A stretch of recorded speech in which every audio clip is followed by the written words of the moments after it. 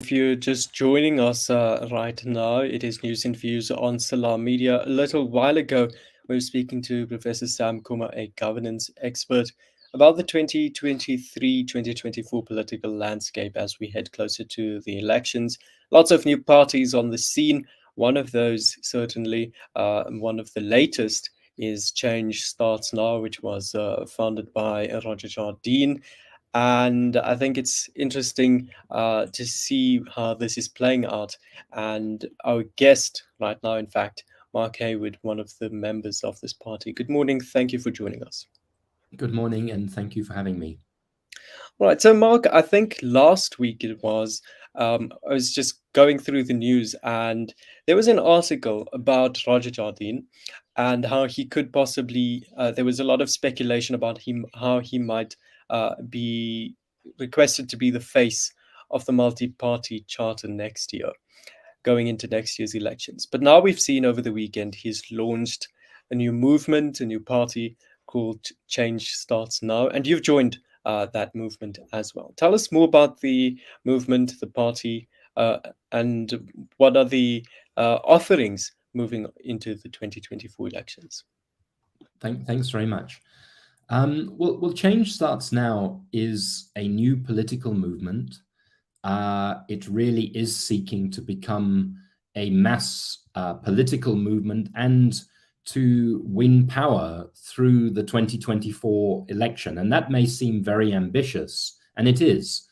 But it's ambitious because we think that South Africa is in a very, very deep crisis that affects its poorest, worst of all, most of all, that we're failing on all of our constitutional obligations to poor people around safety and security, around health, around basic education, around access to food. And yet for everybody, whether rich or poor, South Africa is also becoming a society that is fragile, dangerous, racked by crime. We have 25,000 murders a year in this country. We have the worst inequality of any country in the world. So many of us, or several of us, felt that there is a need for a new political movement, a political movement that can build trust with the citizens of this country, a political movement that does not have baggage of corruption, baggage of people who are associated with corruption, a political movement of activists who come not just from the trenches of civil society, which is where I come from, but people who may have had experience in business like Roger Jardine, in government like Murphy Morobe, in other parts of civil society like Nicole Fritz, and people who are not necessarily totally alike in their thinking, but who share values and who share a basic vision about our ability to build a better society. So, what have we got to offer? Well, we've got our histories, which doesn't count for much. We've got our passion, we've got our conviction as people of South Africa that we have to stay here and fix, and that we have the power and capability to bring about those fixes. We are talking widely to many people. I must say, since it was announced that I was part of this, I have had many, many messages of support from comrades of mine in different parts of civil society, people saying, we need this, we need to get involved, how do we get involved? But it's early days. I have to be very modest. I have to say that we have to win the trust. We don't start off by making any assumptions at all, except to say that obviously 2024 is a watershed year for South Africa. It's a critical year for South Africa.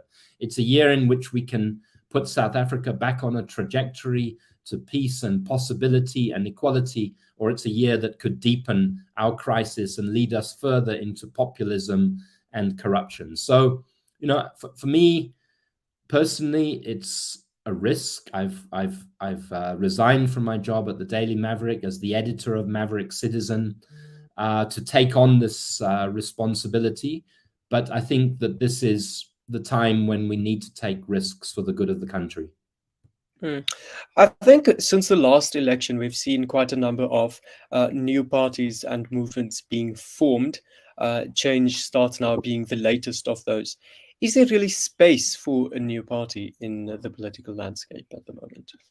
Look, I think it's a good thing that new parties are being formed. It was only a few years ago that we were talking about the fact that we were in a de facto one-party state, that the ANC seemed to be beyond challenge. Now we've got a rush of new parties, new coalitions, parties talking to each other, and that is a good thing for democracy if it's handled responsibly. I think that there is space because there is always space in the contest of ideas. And we need to present the electorate in 2024 with real choices. There's a lot of work to be done to register people, to engage in civic education so that people are able to make informed choices, but they deserve choices. They deserve a range of parties, some of which they may say, no, that is not for me. I don't believe them. I don't like their past. I don't like their politics. Some of which they may say, no, I like what they're saying. I trust it. So I don't go with this idea that the space is too crowded. Politics is about a contest of ideas. And that contest is very, very necessary now.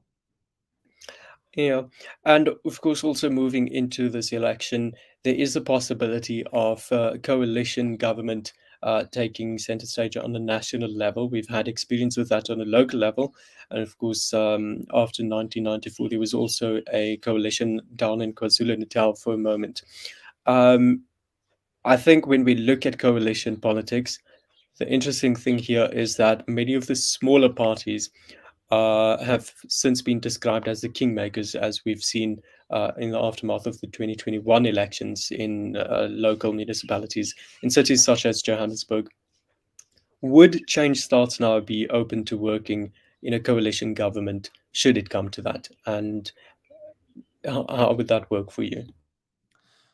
Yes, absolutely. Change Starts Now would be open to working in a coalition government, but that's not what is at the forefront of our minds at the moment. What is at the forefront of our minds is trying to reach millions and millions of people with ideas and with a belief that we can actually fix this country and that they have a role in fixing the country, and that role is not just about putting a cross on a ballot in the middle of 2024. It's about ongoing engagement with politics, with local government, with social forums in communities, whether it's community policing forums or school governing bodies. It's about knowing your rights. It's about knowing your power as a citizen. So having said that, let me say just a couple of things about coalitions. I think the coalitions that you referred to and the coalition that we see at the moment in Johannesburg is an example of the type of coalitions we don't want, because those are coalitions of politicians using coalitions to preserve their power and their positions so that they can continue with access to tenders, to resources, to theft, to put it bluntly. And as you've seen, the coalition that has been governing Johannesburg has basically collapsed services in Johannesburg and is a disaster. On the other hand, you can form coalitions that are based upon public interest and are based upon values and are based upon accountability. I'm not interested in party politics first anymore. I'm interested in people first. I'm interested in fixing the country. So if Change Starts Now discusses any coalition, then that will be the basis for coalition. But I would say that, I think there are promises in our politics. I think that some of the parties that are coming into being, for example, Rise and Mzansi, are made up of very honorable, honest people. I think that there are other parties like Build One South Africa and, Musi Maimani's grouping that are, again, fundamentally made up of honest people. So if honest people can coalesce and work together, which we ought to be able to do, then there's a possibility. All right, and just finally, a message which you might have to those who are considering their choices in the next election, but more especially those who might think it's not worth their time to vote next year. Well, the first thing is it really is worth your time to vote next year. The vote gives you power. Ultimately, it's your power over who sits in government and how resources are determined. There are 14 million people who haven't registered because they are alienated, they're fed up with politicians, and understandably so.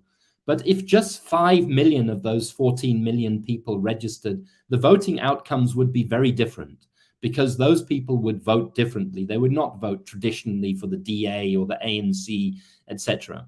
So much hangs on you as a citizen of this country. You know, complaining at home, complaining to your friends, etc., won't change. It won't put us on the pathway to improvement.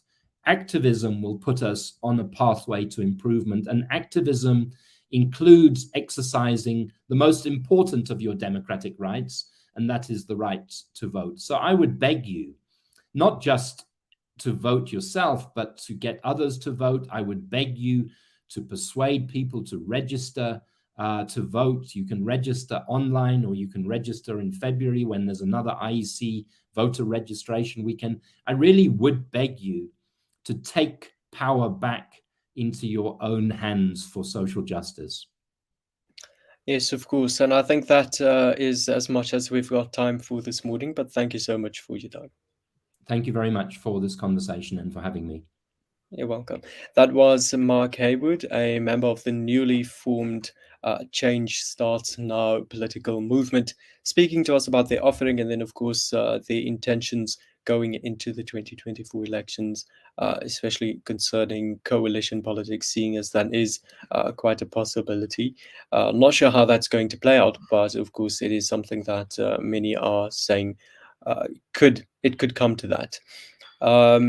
Let's take a break now. When we come back, we'll move a little distance away from South Africa, and then, of course, we'll move our attention to now Palestine, where we see an ongoing genocide continuing there. But we'll speak to Mohammed Siraj later on in the show. Please do stay tuned.